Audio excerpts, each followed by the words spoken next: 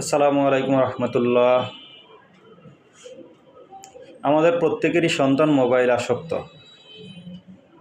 কিন্তু আমরা সবাই চাই সন্তান যেন মোবাইলের প্রতি আসক্তি না হয়। বিষয়টা এমন,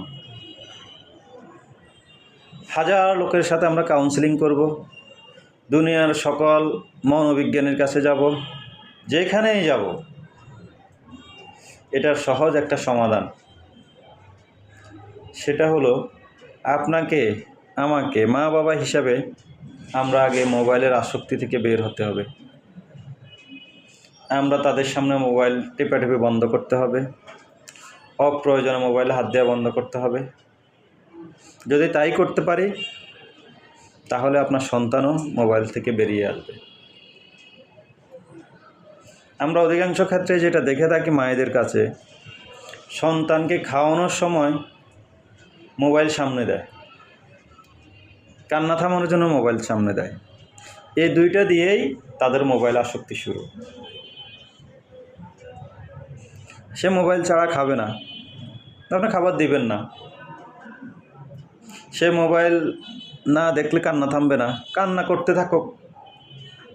সে তো সারাক্ষণ কান্না করবে না, সে তো সারাদিন না খেয়ে থাকবে না। যখন তার খিদে পাবে, খিদার মাত্রা বেড়ে যাবে, তখন সে মাটি খুঁজেও খাবে, হাতের কাছে যেটা পাবে এটাই খাবে। কিন্তু আমরা তো তাদেরকে সে সময় দিই না। আমরা তো মনে করি মা হিসেবে, আরে আমার সন্তানটা না খেয়ে আছে, আর 2 ঘন্টা খাচ্ছে না, 3 ঘন্টা খাচ্ছে না।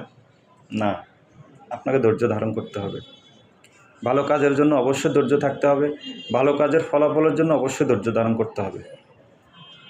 আসুন আমরা খাবারের জন্য, পড়াশোনার জন্য, সন্তানের কান্না থামানোর জন্য তাদের হাতে মোবাইল তুলে দেওয়া থেকে বিরত থাকি।